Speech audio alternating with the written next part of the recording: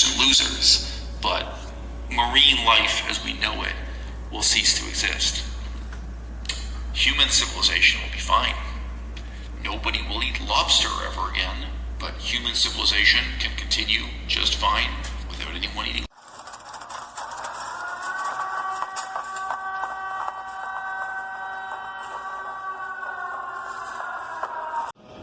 Okay, just fine, he says. Welcome back to Soul Mechanics. Please step into her kitchen and make yourself comfortable. This one is kind of a tragic affair, in my view and in the view of Sweet Cheek. Sadly, she could not be here for this one, and honestly it's a good thing, but so, as stated, you should have just seen a short clip of our friend Abbas-Lasiel, alias Eisel Mazard, suggesting that humanity will be just fine if the acidity, the level of acidity in our oceans raises to the point wherein all marine life is effectively eliminated. For at least, for the most part. There are certain species or certain creatures that may survive, but for the most part, edible creatures will be gone. That's a big fucking deal. I mean, when Sweetie Cheeks, I gotta speak on her behalf, though she can't be here. When she saw this video, when we finished watching, this was a video that we were watching in our last clip, and I mean, if you guys had seen, if we had recorded 5 minutes longer, holy shit, you would have seen a fucking tirade. I mean, she got pissed, and primarily she got pissed because she was in fact so very impressed with this guy's intellect and his intellectual investments, and then to see him suggest something so ludicrous, I mean, I'm gonna have to put myself out on a limb here, as stated in the post that I gave a lot of you guys in the initiative page. We, Cheeks and I, her being my partner, throughout the course of this adventure we call life, my dance partner, you could say, but my co-host here, my ultimate partner, ultimately. She's definitely on board with this, but I'm going to go ahead and put myself on the line here, as I stated in the post. Either of us will gladly put ourselves on the table for any one of you, ourselves on the table, ante up our very selves, to do right by you guys, all of you and any one of you in particular. And in this case, I'm going to go ahead and place myself on the table. I'm going to go out on a limb on a few things here, and I need for you guys to bear with me. If you disagree with anything I have to say, go ahead and comment it. Don't get pissed off, don't run away, talk to me. We can work it out. I could be wrong. Very rare occurrence, but it could happen. So, sorry, I'm kind of playing around with what I think is the brightness effects here, and I'm not sure they're doing anything, but what is happening is that it's got a bunch of shit on the screen that I don't want to be there. That's aggravating me. My apologies. Never mind. Anyways, Abbas-Lasiel, he goes so far as to imply that, or suggest rather, but the implications are rather staggering if you're paying attention to them. It doesn't look like he is. But he goes so far as to suggest that, I believe, maybe I'm not viewing this correctly. You guys, I'll give you a link to the video. You can go ahead and check it out and let me know what you think if you want to. Maybe Cheeks and I read this wrong somehow, but it seems as though he is suggesting that we should just go ahead and ignore the problem and allow for marine life, marine life to die out and the oceans to raise to a level of acidity that could very well be toxic, that is very likely unusable at the least. and that humanity will be just fine, that we should go ahead and do that because we're capable of managing the consequences, and all of this, you know. He says that if the ice caps melt and whatnot, and the sea level rises, and coastal cities are, coastal territories in general are, for all intents and purposes, submerged, destroyed, rendered unusable, that, we'll be able to move people away, survivors, that is to say, inland, and we'll be able to rebuild, and, we'll be able to essentially just manage the consequences of such an epic disaster. So we should go ahead and do that for the purpose, I think, I'm really confused by this, but it seems as though he's stating that it's for the purpose of preserving our democratic policies, preserving democracy. Like, that's what this guy is, like, he's presenting himself, I guess, as a patriot of sorts for democracy itself, not, for America. Obviously, I don't think he even lives in America. Last I heard, he was living in Canada. Then some of his videos, he says he lives in, like, Taiwan and shit. Like, he's all over the place, but he speaks to what he considers to be the most effective democratic systems throughout the world that he's visited and lived in. And I find that fascinating. That's cool. Democracy, obviously a pretty good thing, but ultimately not the absolutely correct thing. Okay, I'm not sure what he's judging this merit of democracy on, what he's basing his determinations on as regards the effectiveness of a democratic system. Obviously, we would base this sort of thing on what he brought to bear in this video, where he spoke to the GDP would not be affected so heavily affected in the negative. I mean, you're talking about money, man. Is this what we're basing it on? We're basing the effectiveness of our democratic system on money? On, like, how much money we make? The GDP is what the gross, I forgot what it stands for. It's a gross something product, I think. But it's pretty much like, and for anybody who doesn't know, I'm sure everybody doesn't. I didn't know this. I'd never even heard of it before. But I guess it's just generally how much we amass, or how much wealth we bring in, or how much money we make. It's like an economic measure that we use, generally speaking, overall. I'm not sure I don't think it's like referring precisely just to currency. That could be referring to a product in general. I don't know.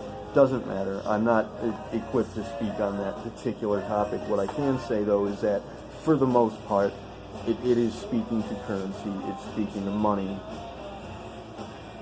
which we really, really need to get across to every fucking buddy is not important. Money, I understand that money seems very important to everyone right now, that it's like the most important thing, that everybody needs that money to survive, to get by. Everybody needs to make a buck. But I'm like, you're missing the fact that that's not a good thing. People are starving out there. People are dying. You're talking about letting worldwide tragedy, tragic disaster occur. You're talking about letting the fucking oceans die to preserve your political system. I'm sorry, but and I apologize to Casey if she watches this. I'm gonna go ahead and do it. I'm not gonna flat out say it. I'm gonna suggest, though, that does in fact present you, Eisel, as somewhat of a lunatic. Like, that's far out there, man, and that it doesn't present well, is what I'm saying. And Cheeks flipped her lid, because I mean, she was very impressed by you and your works, your videos, especially your intelligence as regards philosophy. But then, I mean, even with that intelligence regarding philosophy, that understanding, seeming understanding of it, considering your your stance here. It doesn't seem as though you do really fully understand our philosophical considerations throughout history and, you know, in our immediate time, because you're suggesting something that is terrifying, and I mean it's terrifying in so very many ways. Now, I can't agree with that, and honestly, it's just, I want to make this video because we're going to have to go ahead and move on and leave Abba Celestio behind for now. We had intended to kind of target him for the most part and sort of try and get in touch with him and maybe bring him aboard, work with him to some extent or another, but after seeing that, we'll let him simmer for a while and move on to somebody else. This video is intended to kind of get that out of the way, and again, I intend to present a few things that may be a little risky, that I'm taking full risk for. Anybody that's working with the directive, our operator, even Cheeks, you guys are not on the table here. This is all me alone. I will take the brunt of any damages that may occur for anything that I decide to say here. This is my personal considerations. Nobody else. This does not represent the initiative in its entirety. This is just me speaking on behalf of Soul Mechanics for the most part, but not necessarily on behalf of the entirety of those working from Soul Mechanics. Whatever. We'll get to it. I'm going to go ahead right now, and I'm going to give you a second clip of something that I want you guys to take into consideration, and we will be right back with you in just a moment. Okay. Our motivations matter. All right. What are we going to do about the tragedy of ocean acidification? Right? There's a sense in which it doesn't touch us, but it's our moral responsibility. Wiping out the vast majority of ocean life. It's a terrible thing. It's a terrible stain on the moral record of humanity, however you want to think of it. Okay? But to try to present the reason for that being self-preservation, it's not self-preservation. It's not defense. It's not for us that we do it. At some point, we have to start making decisions morally. Make decisions morally, I believe, is what you will have just heard him say. Will have just heard him say. Make decisions morally. And he speaks to the tragedy of ocean acidity and marine life dying, and the moral stain on humanity. What would be wrought by such an epic disaster? I will tell you, sir, what is a tragedy. True and honest, a genuine tragedy at the heart of humanity in and of itself. It is a man of such high intellectual degree, such deep, seemingly deep and invested consideration, and someone who is so very well educated in the teachings and the understandings of the elder traditions, who's going to go ahead and make such an outrageously ridiculous suggestion as to say that preserving life, most especially marine life on the planet, is not a matter of self-preservation. We have to be real in his mind, I guess, and you know, realize and state aloud that this is not for us that we do this. It's removed from us somehow. Can I ask you how, Eisel? Like, you were a proclaimed Buddhist, for sure. You studied several, I mean, you studied up on what you call the religions, ancient spiritualities, elder traditions. He knows a hell of a lot. He knows more than I do about these traditions, for sure, by a long shot. I promise. Yet somehow this fucking guy is going to go ahead and say something, so I'm sorry to say this, something so stupid as preserving marine life is not a matter of self-preservation. Dude, in what way do you see this life as being removed from humanity? In what way do you see a separation or a division here between this is the marine life, the water animals and plants and such, the coral reefs? This is the soul of us. This is like the most essential part of our ecosystem for the most part. And he's saying that, I mean, for whatever reason, we need to determine together now that this is not really an act of self-preservation. It's got nothing to do with humanity. We're not fighting on behalf of ourselves here, because the fish, they're just stupid fish. They've got nothing to do with us. Which, by the way, I was thinking the other night, if do you guys out there, I'm going to ask you guys, if anybody out there thinks that fish actually have like intelligent consciousness like we do. I mean, we know that plants have intelligent consciousness for the most part, or consciousness at least. You know, they react in a similar fashion to what we would expect an animal to.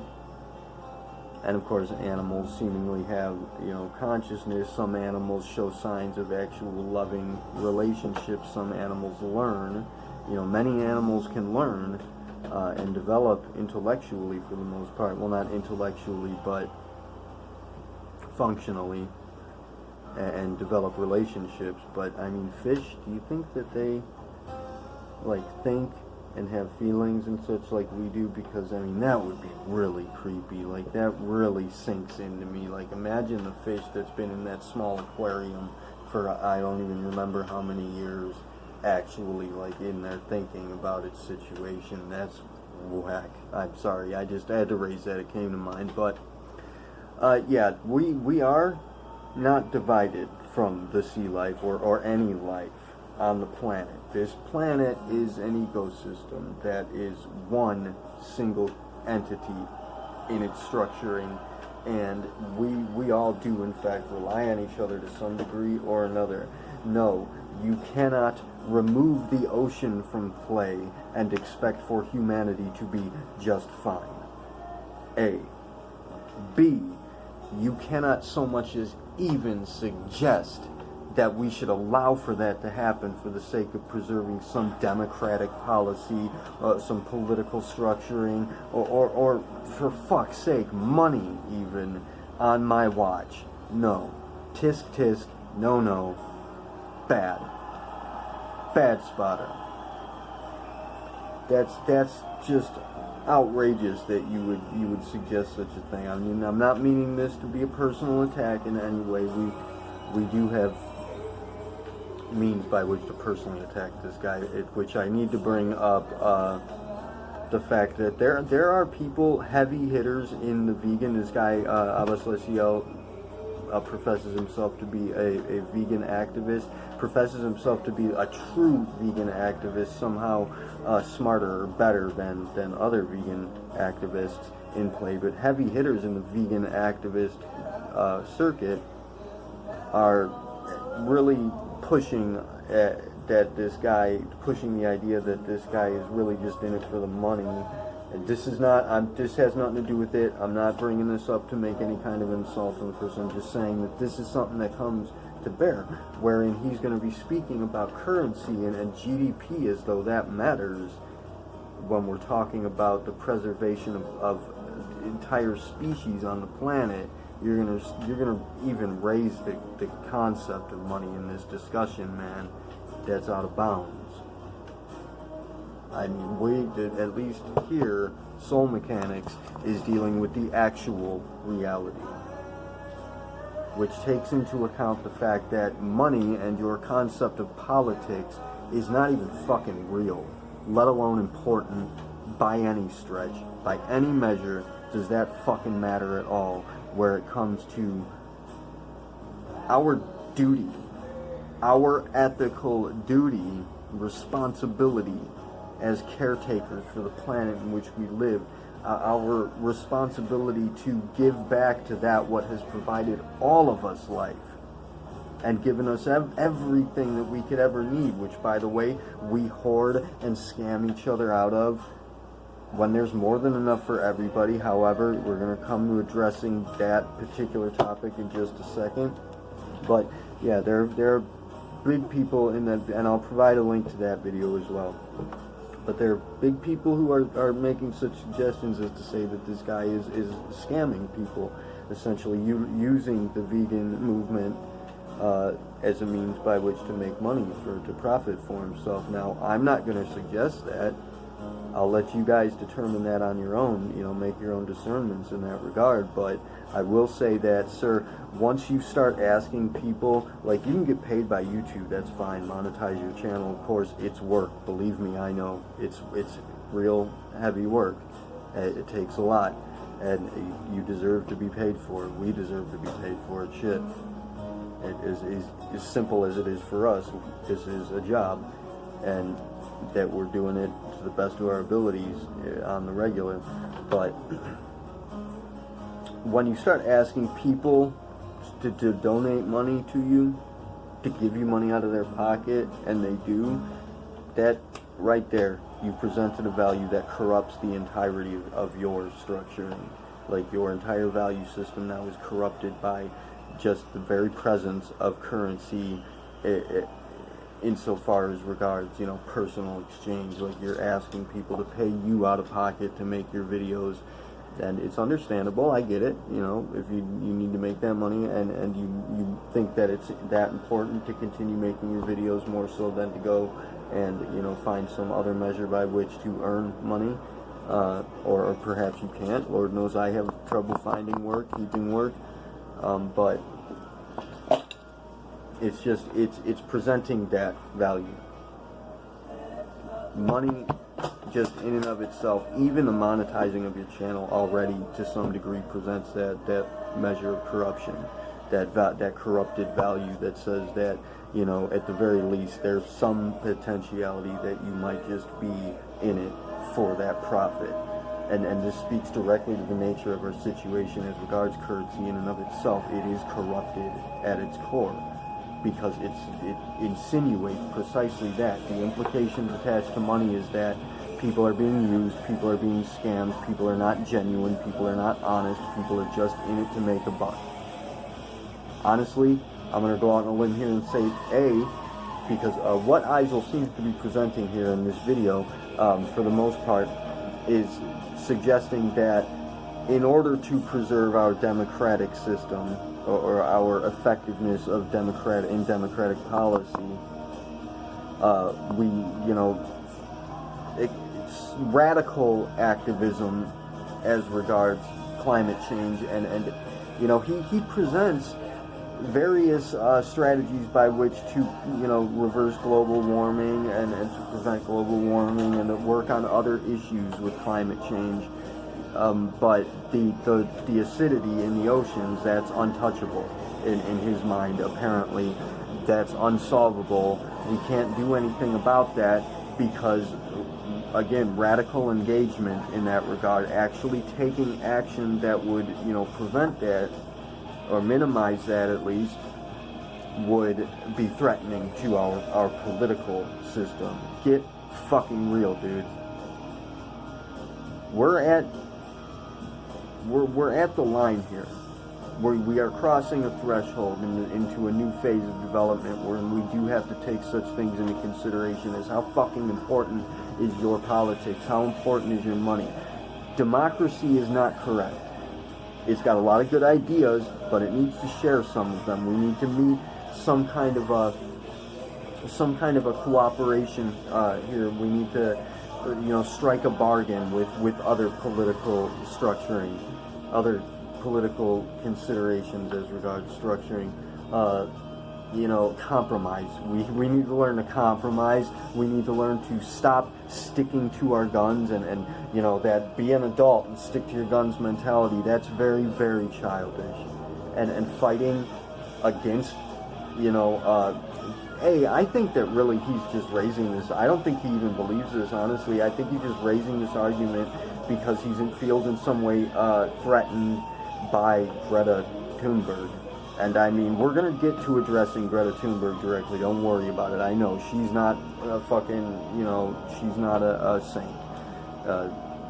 She's a 17-year-old kid, but I mean, yeah, there are problems there too. We'll get to them. We're not talking about climate change really here. We've already addressed that, but in this particular regard, she is right in what she says. And telling people that, how dare you present this problem to us, she is hardline right, and people who are arguing with her are just doing it because they're fucking crybabies, and they're pissed off that they don't want to let go of their addictions to politics, their addictions to money. He's suggesting that there is no solution to this problem, because we have a system in play that we really need to hold on to, because we can't do it any other way. Well, that's wrong, bub. That's very, very wrong. I'll present the solution right now. Why don't we take into consideration the very, very real potential problem in overpopulation? Oh, that would threaten democracy to suggest that we should have some measure of population control. Well, let me tell you something. It's going to get to the point where we need to do that, or we're not going to make it. And it'd be a hell of a lot better if we just employed that tactic early on, so we didn't get to the critical area, as we spoke on in the earlier video, on people who only take quality of life into consideration when they're dying. That's what you want to do here. You want to let things slide to the point where it's past the breaker, where it's at terminal velocity, before you try and hit the brakes on it, before you wake up and decide that, hey, maybe we can do things differently. We can do things differently. We need to be doing things differently. So yeah, I'm going to put myself on the line and say my personal opinion. Population control. A, that will solve the problem. B, we need to change our mind about how fucking important we think money in politics is overall. Standard measure. C, I'm sorry. I can't believe that you would make such suggestions, man. You're smarter than that. And like I said, I'm thinking that he's just doing it really to argue Greta Thunberg, like to one-up her. Perhaps he is doing it for profit, because he's jumping on the bandwagon here, fighting back against this young lady who is very seriously presenting the potential natural disaster we face as a real threat that we do really need to be dealing with. But you guys, you want to just hold on to this illusion. You want to keep dreaming, live the American dream, so to speak, the democratic dream, I guess. Wake up, man. That's all the time I have. Thank you all for watching. Kila Salai, Terbi Uniciari, Namaste.